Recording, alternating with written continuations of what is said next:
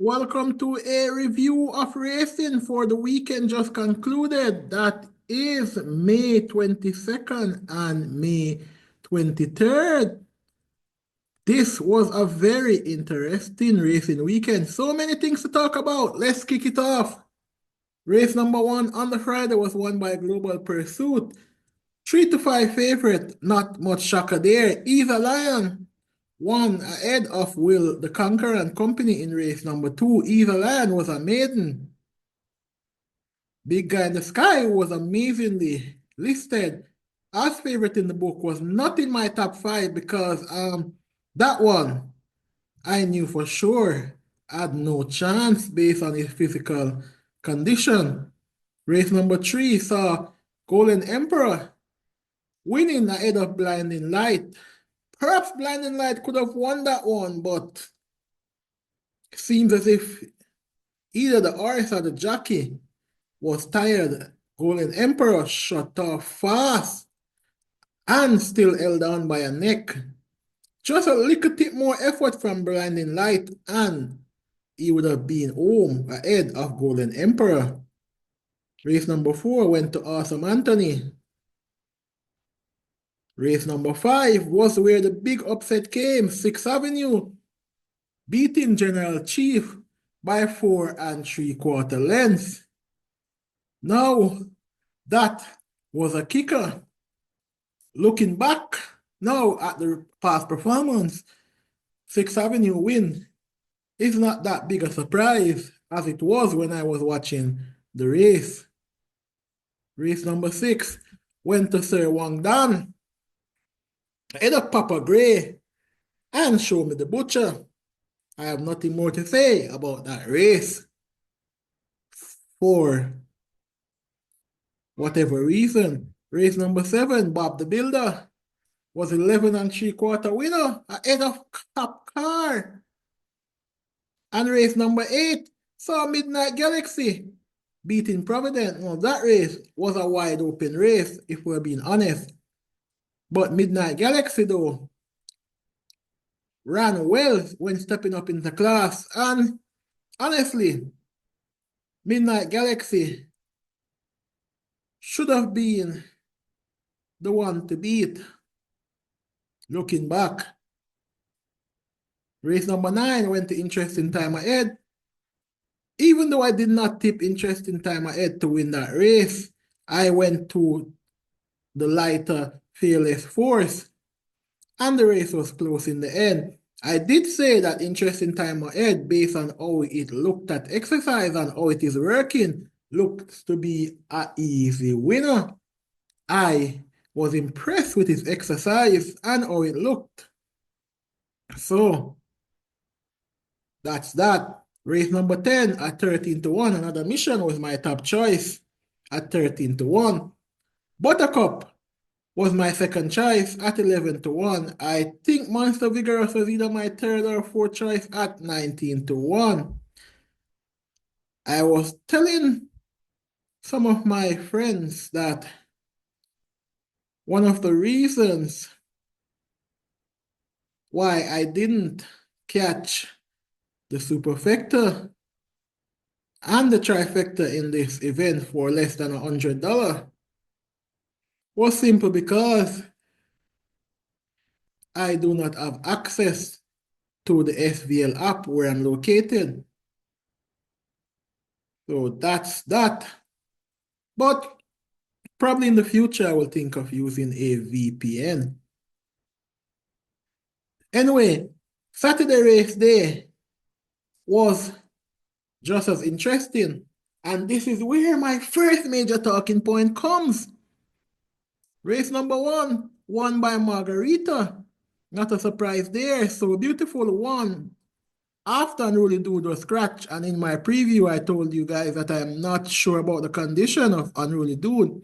Otherwise, I would have tipped Unruly Dude, and I would have had Unruly Dude as a banker on my pick six. Well, makes no difference. Pick six paid $2,000, I believe. What a joke. Miss Groove won race number 3. Pineapple won race number 4. Catawba won race number 5. Lion Charmer Race number 6. First time in a while I'm seeing 6 favorites winning in a row. At someone at 1,200 the pick 6 paid. My goodness. Incredible Joe though is my first talking point.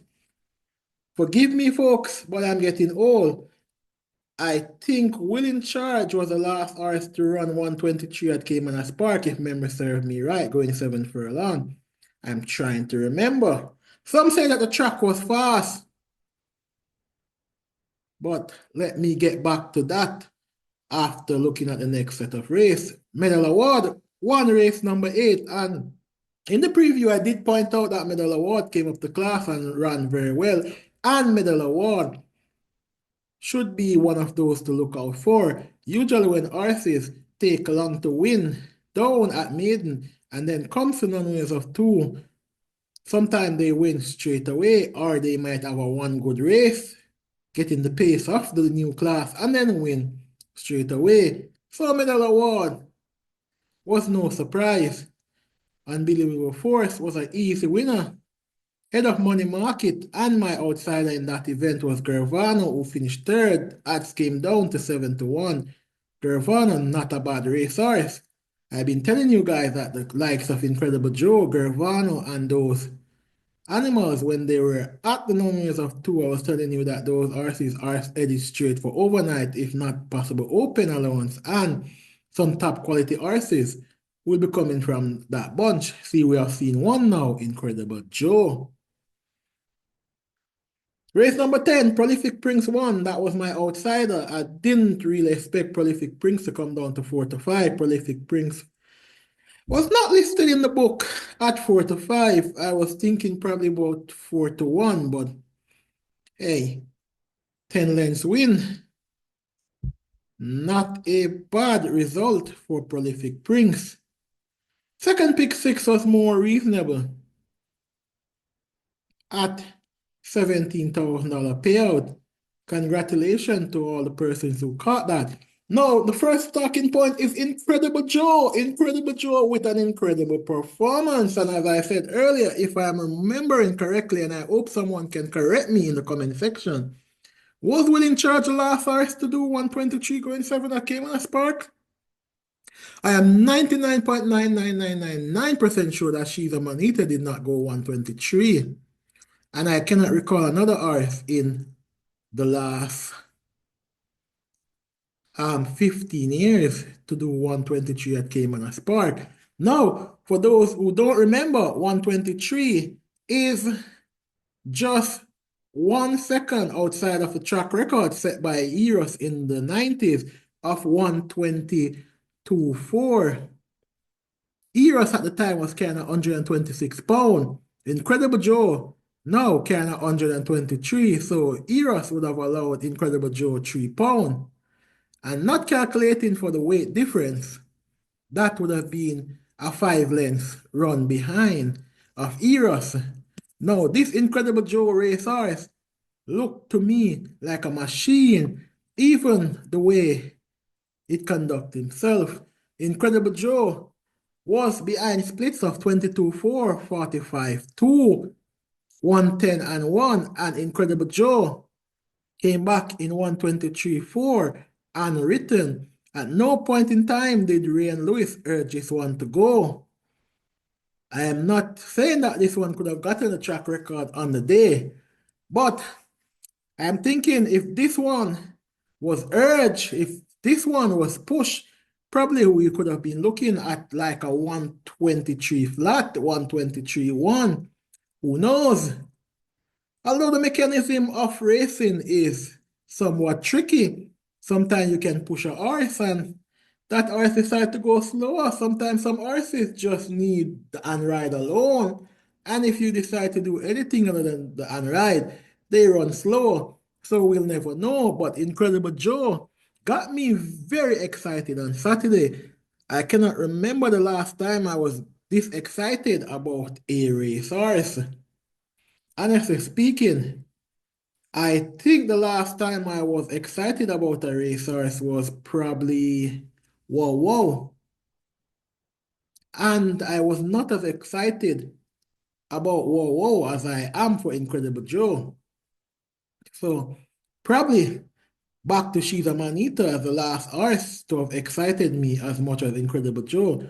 But Incredible Joe has not yet stepped up to overnight and open allowance. I'm expecting Incredible Joe to annihilate overnight and to be tough at open allowance. But let's see what the future lies for Incredible Joe.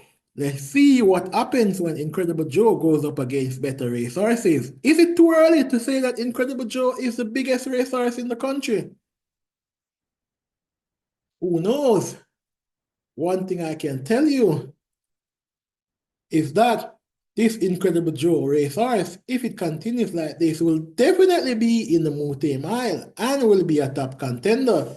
Supernatural Power is a good racehorse as well. Take nothing away from Supernatural Power. Supernatural Power is still a top racehorse, and by my calculation, I think Supernatural Power would have done something about 127 or thereabout. And Supernatural Power was eased up in the end after realizing, Raddesh Roman realized that, hey, I cannot go with this animal, and that was a sight to see. Supernatural Power gave up the running and was still 10 lengths in front of the likes of Blue Sensation and company. That shows you how good of a racehorse Incredible Joe is. Now, the second talking point is Raddesh Roman, the sneaky fox Roman. Raddesh Roman took 7 on the weekend, and I must say that Raddesh Roman fans must be smiling. Raddesh Roman is making his fans happy, and I hope that his fans are making money off Raddesh Roman. Race number, I believe, 7, Bob the Builder on the Friday at even money.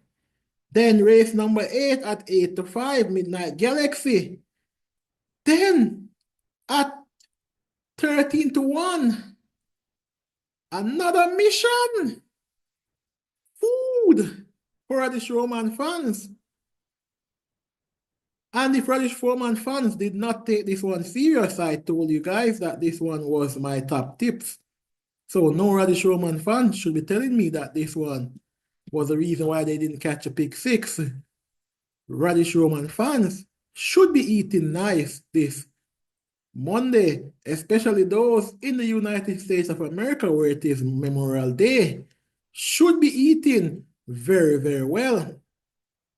On Saturday, he continued his fine form, winning aboard Catawba at 6 to 5. Well tried to Big Jewel, the one I tipped. And Lion Charmer, he won ahead of the Ad Dancer. Then he came back and he won an unbelievable fourth, going 5.5. And he won on Prolific Prince. Across both race days, there were 20 races, and he won 7, which means that he accounted for a whopping 35% of the races. That is not a bad strike rate, winning 1 in every 3 races at the track. Raddesh Roman, while I believe he's a few wins behind what he was last year, where he was last year, this Raddesh Roman now has no competition, unlike last year where he had Tevin Foster as his competition. The likes of Shane Ellis, Robert Aladdin doesn't seem to be interested. Of the two though, Shane Ellis seems as if he was going to be the best. I mean, Robert Aladdin seems as if he was going to be the best person to challenge Raddesh Roman. But Robert Aladdin doesn't seem to be as interested as Raddesh Roman. Raddesh Roman has the most mount, and he has the best strike rate in terms of win rate amongst them. So, kudos to Raddesh Roman's agent. You are doing well. And Tajay Suko, a little apprentice that I am very much in respect of. I look forward to seeing Tajay Suko coming back on track.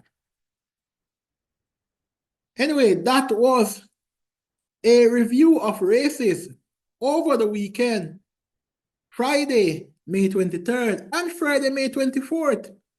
This has been a review of racing. Peace out for now.